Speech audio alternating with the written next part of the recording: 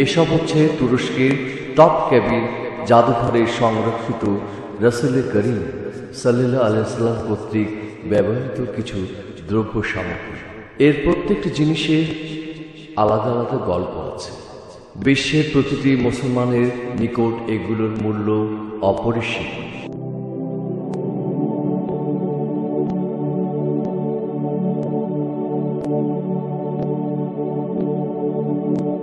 এগুলো রাসূল করিম সাল্লাল্লাহু আলাইহি ওয়াসাল্লামের ব্যবহৃত সামগ্রী, যা মিশরের আল হুসাইন মসজিদে সংরক্ষিত আছে।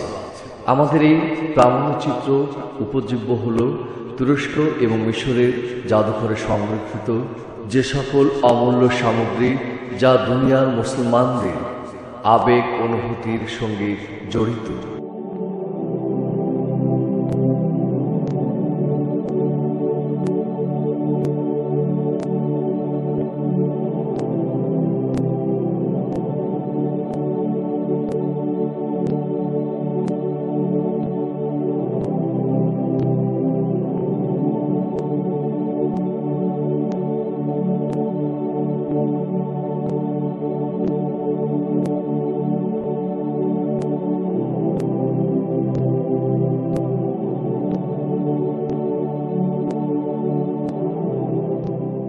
ইস্তাম্বুল একটি ঐতিহাসিক নগরী। এই এলাকা একসময় ওসমানীয় সাম্রাজ্য এর অন্তর্ভুক্ত ছিল, যা এশিয়া, ইউরোপ, আফ্রিকা এই তিনটি মহাদেশ জুড়ে বিস্তার লাভ করেছিল। 1923 সালে এসে সেই ওসমানিয়া সাম্রাজ্যের সমাপ্তি ঘটে, যখন মোস্তফা কামাল আতাতুর্ক এখানে তুরস্ক নামে গণতান্ত্রিক রাষ্ট্র প্রতিষ্ঠা করেন। এর সর্বশেষ খলিফা সুলতান আব্দুল মজিদ দ্বিতীয় প্যারিসে পালিয়ে যান এবং 1944 সালে সেখানে মৃত্যুবরণ করেন। বর্তমানে তুরস্কের শাসন ব্যবস্থায় আর ইসলামী খেলাফতের অনুসরণ হয় না। এর পরিবর্তে এটি একটি আধুনিক ধর্মনিরপেক্ষ গণতান্ত্রিক ভাবধারায় পরিচালিত হয়। তবে বিগত এক দশক ধরে এখানে ইসলাম ভিত্তিক রাজনীতি সংস্কৃতি পুনর্জাগরিত হয়েছে এবং এখন তুরস্কের পার্লামেন্ট ইসলাম পরিপন্থীরাই সংখ্যাগরিষ্ঠ দল হিসেবে সরকারের পরিচালনা করছে। তবে কামাল আতাতুর্ক ইসলামকে তাড়িয়ে ধর্মনিরপেক্ষ রাষ্ট্র প্রতিষ্ঠা করলেও ওসমানীয়দের শাসকদের দ্বারা নির্মিত সংরক্ষিত ইসলামিক ঐতিহ্যকে যথাযথভাবে সংরক্ষণের ব্যবস্থা করেন। জাতীয় পতাকা শোভিত এই সুড়ঙ্গ অট্টালিকাটির নাম টপকাবি।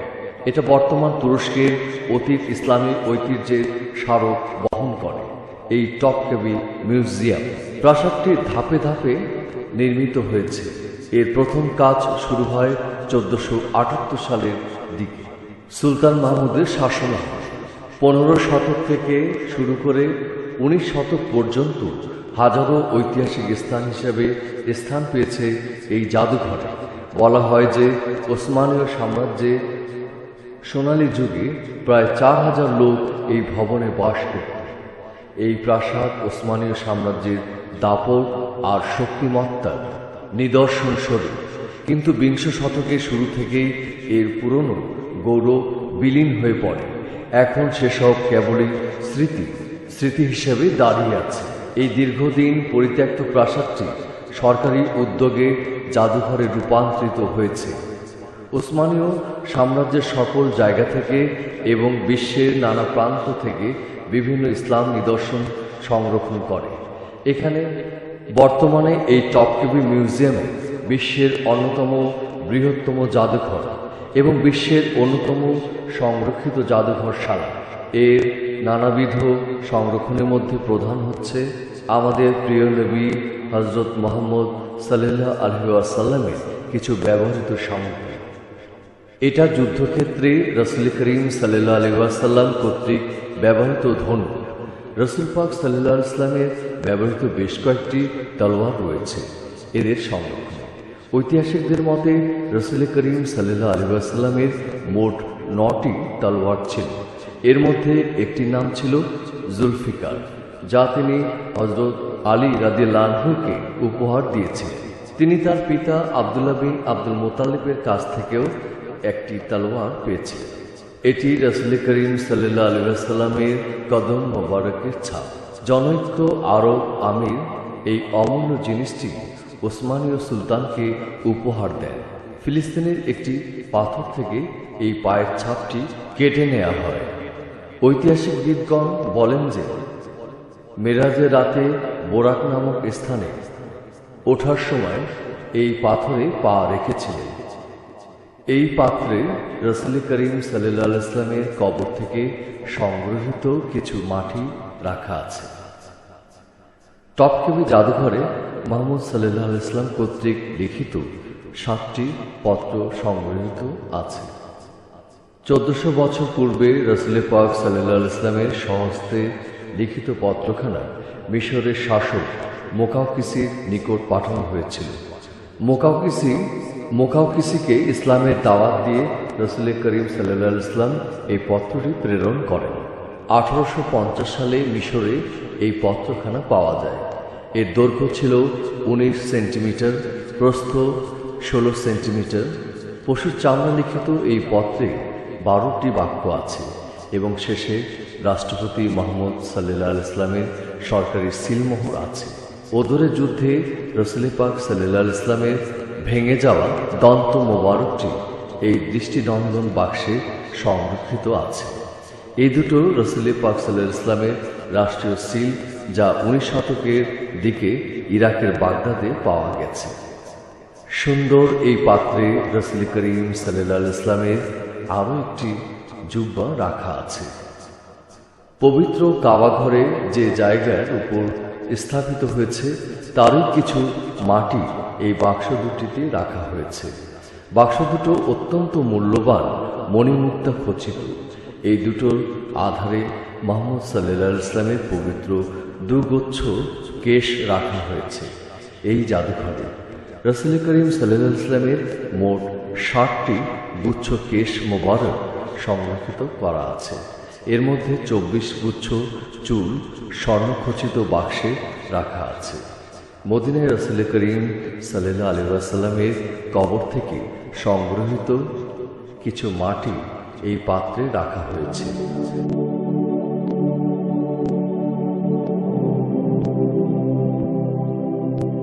14 কেজি ওজনের এই কন্টেনারটি সোনার তৈরি। হজে আসওয়াদ কালো পাথরটিকে সংরক্ষণের জন্য এটিকে তৈরি করা হয়েছিল। রাসূল করিম সাল্লাল্লাহু আলাইহি ওয়াসাল্লামের ব্যক্তিগত সামগ্রীর পাশাপাশি তার সাহাবীর কিছু স্মৃতি বিজড়িত কিছু জিনিসপত্র এই জাদুঘরে সংরক্ষিত আছে। এই তলোয়ারটি ইসলামের প্রথম খলিফা রাসূল পাক সাল্লাল্লাহু আলাইহি ওয়াসাল্লামের শ্বশুর হযরত আবু বকর রাদিয়াল্লাহু আনহু এই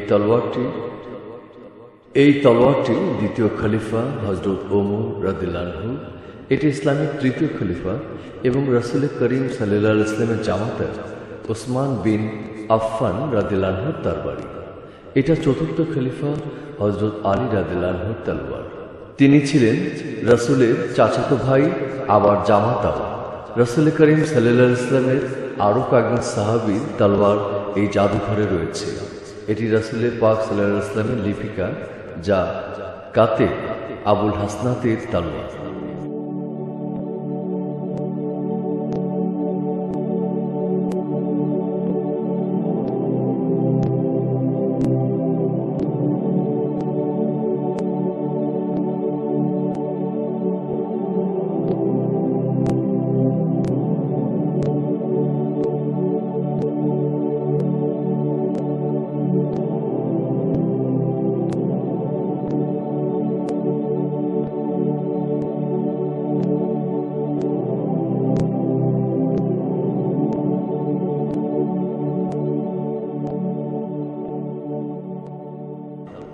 এটি মহাবীর খালিদ বিন ওয়ালিদ রাদিয়াল্লাহু আনহুর তলোয়ার। তিনি জীবনে অনেক যুদ্ধে গুরুত্বপূর্ণ নেতৃত্ব দিয়েছেন। এর মধ্যে মুতার যুদ্ধ অন্যতম। এটি রাসূল পাক সাল্লাল্লাহু আলাইহি ওয়াসাল্লামের সাথী আমর বিন ইয়াসির তরবারি। এই বিশাল আকার তলোয়ারটি ব্যবহার করতেন হযরত জাফর বিন আবু তালিব। তিনি মোতার যুদ্ধে শহীদ হন। তিনিও ছিলেন রাসূল পাক সাল্লাল্লাহু আলাইহি ওয়াসাল্লামের চাচাতো ভাই এবং হযরত আলীর বড় ভাই।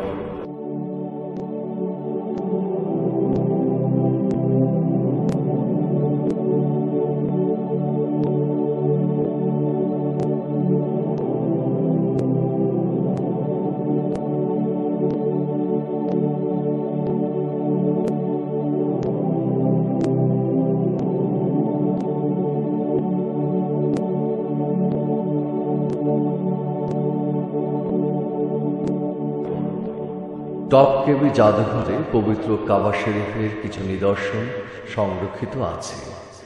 স্বর্ণখচিত সুন্দর আরবি ক্যালিগ্রাফি সূচিত বিভিন্ন খাপে এগুলোকে রাখা হয়েছে। এগুলো কাবা শরীফের দরজার তক্তা। কাবার প্রতিটি নিদর্শন মুসলমানদের জন্য অত্যন্ত মূল্যবান। এর কারণে যে মুসলমানরা নামাজ পড়ার সময় কাবার দিকে মুখ থাকে, তবে তার মানে এই নয় যে তারা কাবাকে পূজা করে, বরং এটাকে পবিত্র স্থান হিসেবে একে শুধু সম্মান করে। এগুলো বিভিন্ন সময়ে নির্মিত কাবা ঘরের চাবি। কাবা ঘরের কাঠামো কোনো পরিবর্তন না হলেও এই চাবির কাঠামো সময় সময় পরিবর্তন হয়েছে। ইসলামের প্রথম যুগ থেকেই কোনো ব্যক্তিকে সম্মানিত করার জন্য কাবা ঘরের চাবি দায়িত্ব তুলে দেওয়ার রেওয়াজ চালু হয়েছিল। একটি চাবির সঙ্গে অঙ্কিত এই নিপুণ শিল্প ইসলামের রুচিশীল শিল্পকলার কথাই মনে করিয়ে দেয়। বিশ্ব মুসলমানদের নিকট এর মূল্য অপরিসীম। হেরাক্টোপাস নামক প্রাচীন গ্রিস এর একজন বিখ্যাত লেখক এবং পরিব্রাজক ঈশ্বরকে নীলনদের দান, গিফট অফ নাইল অভিহিত করেছেন। বুক দিয়ে প্রবাহিত এই জলধারা দিয়ে মিশর আজ হৃষ্টপুষ্ট সমৃদ্ধি দেশ। বিশেষ করে কৃষি এবং পর্যটন শিল্পে এই নদী রেখে গেছে অমূল্য অবদান। নদীর দুধারে সুরম্য অট্টালিকা, সারি সারি হোটেল মোটেল সবই বর্তমান মিশরের তথা ইজিপ্টের সমৃদ্ধির স্বাক্ষর বহন করছে। এই নীলনদকে কেন্দ্র করে গড়ে উঠেছে সভ্যতার আজ আধুনিক মিশরের প্রধান শহর ও বাণিজ্য কেন্দ্র, যার নাম কায়রো, মিশরের রাজধানী। তবে মিশরের বর্তমান সমৃদ্ধির মতো এর অতীত ইতিহাসও অনেক সমৃদ্ধ। আজ থেকে সহস্রাধিক বছর পূর্বে তিউনিসিয়া ফাতিমিয়া শাসকদের এক বীর যোদ্ধা জেনারেল নীল নদের পশ্চিম তীরে ফুস্তা নামক স্থানে আগমন করেন। সেখান থেকে তিনি মিশর জয় করেন। তার মিশর জয় এরপর ফুস্তার গুরুত্ব অনেক কমে যায়। পরবর্তীতে 1969 সালে সেই জেনারেলের পছন্দ করা স্থানে রাজধানীর স্থাপন করা হয়, যার নাম কায়রো। মানব সভ্যতার অজস্র ইতিহাসের ধারক। কায়রো যেন এক বিশাল জাদুঘর। এখানে ফারাও সাম্রাজ্যের মমি, পিরামিড আর ইফসির পাশাপাশি রয়েছে অনেক প্রাচীন মসজিদ, যার মধ্যে সবার আগে যে নামটির কথা মনে পড়ে সেটি হল আল হুসাইন মসজিদ। এটি কায়রোর পুরাতন মার্কেট এবং হানহালিনি নামক একটি স্থানের মধ্যবর্তী জায়গায় অবস্থিত। এর পূর্ব নাম ছিল আল আজা মসজিদ। প্রতিদিন দেশ বিদেশ থেকে হাজার হাজার পর্যটক এই মসজিদে পরিদর্শন করতে আসেন। রাসূল পাক সাল্লাল্লাহু আলাইহি ওয়াসাল্লামের প্রিয় নাতি হোসেন বিন আলী রাদিয়াল্লাহু আনহু নাম অনুসারে নাম রাখা হয় আল হুসেন মসজিদ। এই মসজিদের ইতিহাস ঘাটলে আমরা ইসলামের এক মর্মস্পর্শী ঘটনার স্বাক্ষর পাই। সেটি হচ্ছে কারবালার যুদ্ধ। 61 হিজরির 10ই মুহররম হোসেন বিন আলী রাদিয়াল্লাহু আনহু এবং ইয়াজিদ বিন মাবিয়ার মধ্যে এক যুদ্ধ সংঘটিত হয়। যুদ্ধের ক্ষেত্রটি ছিল কারবালা, যেটি ভৌগোলিক দিক থেকে বর্তমানে ইরাকের অন্তর্ভুক্ত। এই যুদ্ধে হোসেন বিন আলী ইমাম হোসেন রাদিয়াল্লাহু আনহু নামে সমাধিক পরিচিত তিনি শহীদ হন। শত্রু সৈন্যরা তার দেহ থেকে মাথাটা ছিন্ন করে দামেস্কে নিয়ে যায় ইয়াজিদকে দেখানোর জন্য। তবে অবশেষে হোসেনের অনুসারীগণ সেই ছিন্ন মস্তককে নিজেদের কাছে ফিরিয়ে আনতে সক্ষম হয় এবং এই স্থানে তা সমাহিত করা হয়। পরবর্তীতে এই সমাধিস্থলে উপর ভিত্তি করে গড়ে ওঠে বিখ্যাত আল হোসেন মসজিদ। সময়ের আবর্তে এখন শুধু এই মসজিদই নয়, এর আশেপাশে এলাকাতেও এই নামে ডাকা হয়। মসজিদের কেন্দ্রস্থলে রয়েছে হযরত হুসাইন বিন আলী রাদিয়াল্লাহু আনহুর কবর। প্রতিদিন শত শত মানুষ এখানে আসেন, কবরের পাশের প্রাণ দোয়া দরুদ পেশ করেন এবং এখানে আরেকটি বিশেষ লক্ষণীয় যে এই মসজিদের সারাক্ষণে সম্মিলিতভাবে দরুদ পাঠ করা হয়।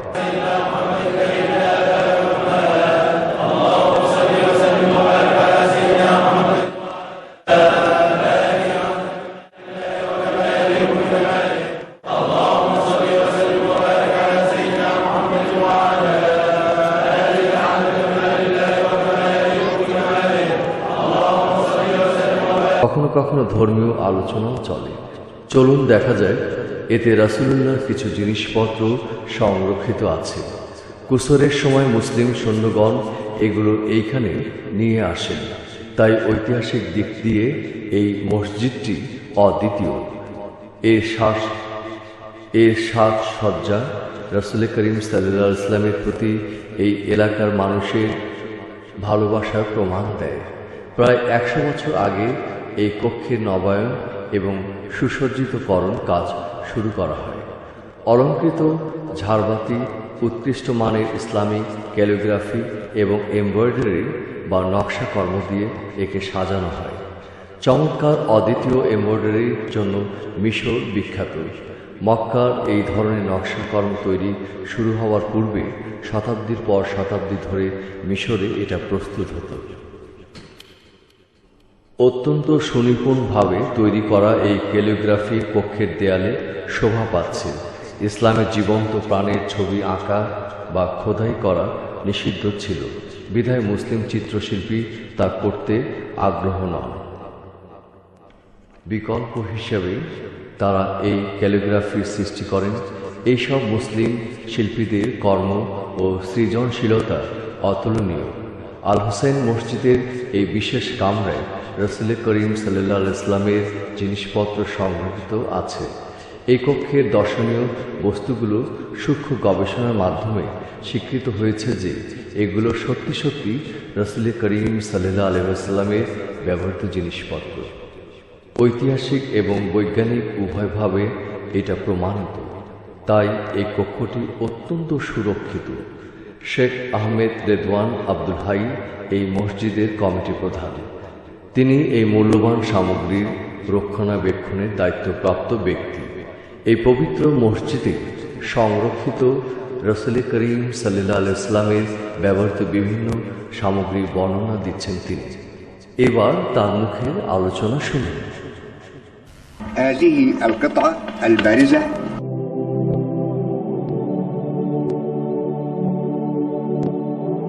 قطعة من عصاية الرسول صلى الله عليه وسلم.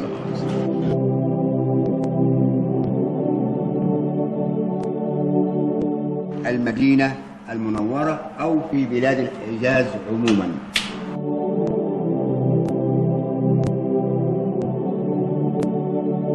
قطعت من أصلها في عهد الرسول صلى الله عليه وسلم، فالعلم يؤيد السيرة والتاريخ في نسبة هذه العصاية إلى الرسول صلى الله عليه وسلم. هذا اللون البيج هذا هو قطعة من قميص الرسول صلى الله عليه وسلم. الخيوط التي أعلى هي للحفظ والحماية، إنما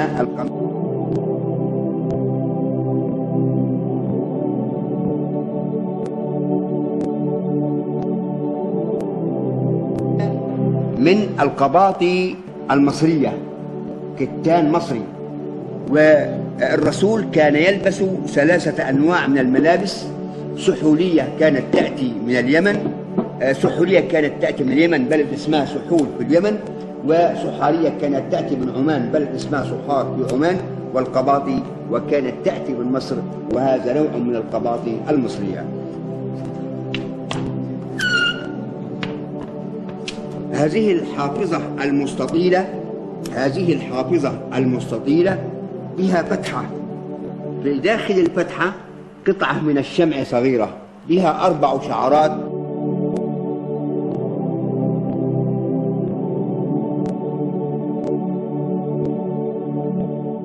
شعر رأسه. وكانت القبائل تكاد أن تتقاسم هذا الشعر حبا في رسول الله وتبركا بكل ما هو منه عليه الصلاة والسلام. وهذه الشعارات محفوظة من عهد رسول الله إلى يوم الناس هذا، إلى هذه اللحظة.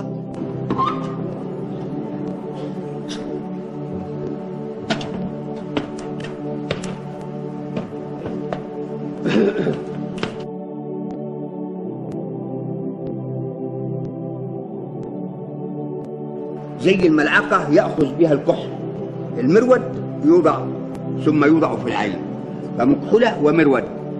الرسول كان يكتحل بكحل اسمه الإسمد يباع في المدينة المنورة.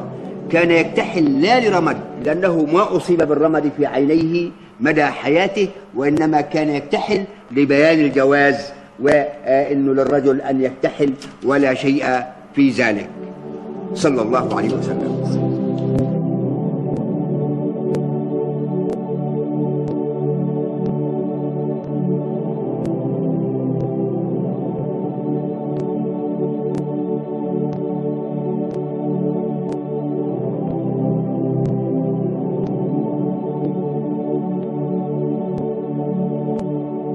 الأنصار، ووجدنا مكتوب على السيف بخط دقيق جدا وبحروف كوفية محمد رسول الله من سعد ابن عبادة. فالعلم يؤيد السيرة النبوية ويؤيد التاريخ على أنه هو سيف رسول الله صلى الله عليه وسلم.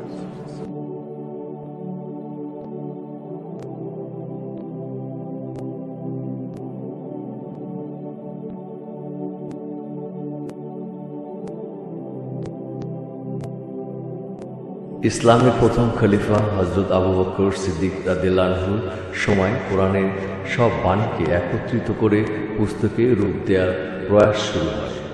কারণ রাসূল করিম সাল্লাল্লাহু আলাইহি ওয়াসাল্লামের অনেক সাহাবী যাদের কোরআন মুখস্থ ছিল, তাদের অনেকে বিভিন্ন যুদ্ধে শহীদ হন। পবিত্র কোরআনে পুস্তক আইন ছিল একটি কঠিন কাজ। মূল পাণ্ডুলিপি অনুকরণের সূরা ক্রম অনুসারে সজ্জিত কোরআনের প্রাথমিক অবস্থানকে বলা হয় মাসহাফ। সর্বমোট 5টি মাসহাফ লিখিত হয় এবং এগুলো মক্কা, সিরিয়া, কুফাতে পাঠিয়ে দেওয়া হয় যেন তা থেকে অনেকগুলি কপি তৈরি করা যায়। আর 5ম মাসহাফটি মদিনায় ওসমান রাদিয়াল্লাহু আনহুর জন্য রেখে দেওয়া হয়। একে বলা হয় মাসহাফ আল ইমাম, যেখান থেকে পবিত্র কোরআনে অনেক অনুলিপি তৈরি করা হয় এবং তা পৃথিবীতে ছড়িয়ে দেওয়া হয়। পবিত্র কোরআন শেষ বিচার দিন পর্যন্ত অবিকৃত থাকার নিশ্চয়তা দিয়ে এসেছে। এইভাবে বিশ্বের বিভিন্ন অঞ্চলে ছড়িয়ে ছিটিয়ে আছে অনেক ইসলামিক ঐতিহাসিক নিদর্শন, যেগুলো আমাদের সমৃদ্ধির আর ঐতিহ্যকে স্মরণ করিয়ে দেয়। আসুন আমরা সবাই ইসলামের আলোয় আলোকিত হই, জীবনকে চালাই সুন্দর ও কল্যাণের পথে। যারা বিশ্বনবী সাল্লাল্লাহু আলাইহি ওয়াসাল্লামের ব্যবহৃত জিনিসপত্রগুলি সংরক্ষণ করে রেখেছেন, আজও তাদের জানাই অনেক মোবারকবাদ। মহান আল্লাহ পাক যেন তাদের উত্তম সওয়াব দান করুন এবং এই চিত্রগুলো যারা বিভিন্ন স্থান হতে এই দুর্লভ জিনিসপত্র চিত্রের মাধ্যমে দেখিয়েছেন, আল্লাহ তাদেরকেও সওয়াব দান করুন।